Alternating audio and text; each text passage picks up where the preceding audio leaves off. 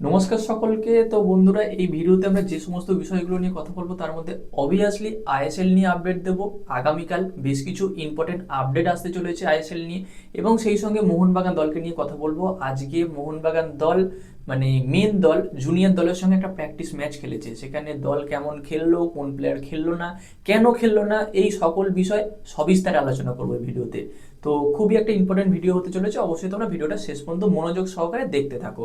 এবং যদি আমাদের চ্যানেলে প্রথমবারের জন্য এসে থাকো, অবশ্যই চ্যানেলটাকে একটা সাবস্ক্রাইব করে তার পাশে বেল আইকনটাকে অন করে দিও। তো চলো ভিডিওর মেন টপিকে যাওয়া যাক। তো প্রথমে যদি আইএসএল নিয়ে কথা বলি, দেখো আইএসএল 14ই ফেব্রুয়ারি থেকে শুরু হবে, এটা কনফার্ম হয়ে গেছে। তবে যে জিনিসটা কোনো কনফার্ম হয়নি সেটা হলো সিলমোহর, এবং কোন কোন দল খেলবে তার একটা তালিকা, এবং যে দলগুলো খেলবে তারা মৌখিকভাবে জানিয়েছে আমরা খেলবো, এবং তারা কোনো এন্ট্রি ফি জমা দেয়নি। মানে যেটা বাংলা আমাদের খেলায়, পাড়ার খেলায় এন্ট্রি ফি বলা হয়। খেলতে গেলেও তো একটা নির্দিষ্ট পরিমাণ অর্থ দিতে হবে ক্লাবগুলোকে, এআইএফএফকে। তো সেই অর্থ কিন্তু এখনো কোনো ক্লাব দেয়নি। আগামীকাল সেটা দিতে হবে। সেটা দেওয়ার আগামীকাল লাস্ট ডেট বা ফাইনাল ডেট বলতে পারো। এবং সেই সঙ্গে যে কোন কোন ক্লাবগুলো খেলবে, মানে একটা ডেডলাইন, একটা তো তালিকা বানাতে হবে কার সঙ্গে কার খেলা হবে, কবে খেলা হবে। এমনকি সেই যে সমস্ত ক্লাবগুলো খেলবে বা নাম লেখাবে তাদের হোম গ্রাউন্ড কোন কোন মাঠ বা কোন মাঠকে তারা করতে চাইছে, সেই বিষয়টা নিয়ে আলোচনা করা হবে।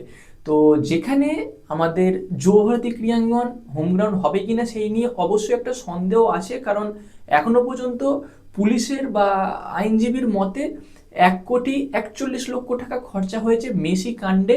মানে মেসি কাণ্ডের কারণে যে ভাঙচুর ক্ষয়ক্ষতি হয়েছে আমাদের যুবভারতী, সেই যুবভারতীতে মানে 1,41,00,000 টাকা খরচা হয়েছে, মানে ক্ষতি হয়েছে।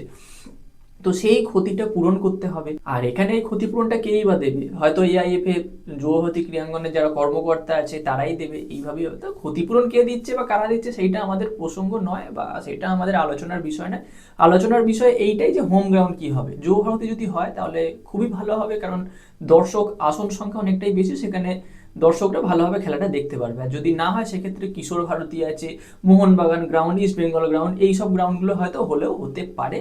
তো সেইটা এখনো নিশ্চিত নয় যে কে কোন গ্রাউন্ডটাকে হোম গ্রাউন্ড হিসাবে নিতে চাইছে। সেটা আলাদা কথা, সেটা দেখা যাচ্ছে, আগামীকাল জানা যাবে। আর যে টাকার অ্যামাউন্টটা সেটাও দিতে হবে আগামীকাল। আর একটা তো কারা কারা খেলছে সেটা দিতেই হচ্ছে। এই হলো আইএসএল নিয়ে কথা। আর এবার যদি মোহনবাগান দলকে নিয়ে কথা বলি, আজকে মোহনবাগান দল তাদের জুনিয়র দলের সঙ্গে খেলেছে, মানে সিনিয়র দল জুনিয়র দলের সঙ্গে। সেখানে রীতিমতো জুনিয়র দলকে 4-0 গোলে হারিয়েছে মোহনবাগান দল। তো এটা মানে মোহনবাগানের সিনিয়র দল, তো এটা মোহনবাগান সিনিয়র দলের জন্য ভালো রেজাল্ট ঠিকই। তো এই রেজাল্টটাই, এরকম ধরনের রেজাল্ট ধরে রাখতে হবে প্রত্যেকটা ম্যাচে, তবেই চ্যাম্পিয়ন হওয়া যাবে। তো সেটা আলাদা কথা। তার থেকেও যেটা ইম্পর্টেন্ট কথা সেটা হলো আজকের এই প্র্যাকটিস ম্যাচ বা প্রস্তুতি ম্যাচ কিন্তু খেলেনি রবসন রবিনো, খেলতে পারেনি আজকে। তো তার কারণ হলো তার জ্বর এসেছে, হালকা জ্বর, হয়তো ওই ওয়েদার চেঞ্জ হচ্ছে, ঠান্ডা, এই কারণেই তার জ্বর এসেছে, সেই কারণে আজকের ম্যাচটা সে খেলেনি।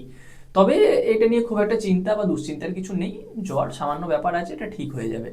তো যাই হোক বন্ধুরা, এই মুহূর্তে এটাই দেখার বিষয় যে আগামীকাল কি কি আপডেট আসে, এবং তারপরে আইএসএল নিয়ে কতটা পজিটিভ আরও চিন্তাভাবনা বা পজিটিভ কিছু হয়, বা পজিটিভ কোনো বিষয় এগিয়ে আসে বা আমাদের সামনে আসে। এই ছিল আজকে ছোট আপডেট। ভিডিওটা ভালো লাগলে লাইক করে দিও, শেয়ার করে দিও, তোমাদের মতামতটা কমেন্টে জানিয়ে দিয়েছো। তো গাইস, দেখা হচ্ছে পরবর্তী ভিডিওতে। Bye bye.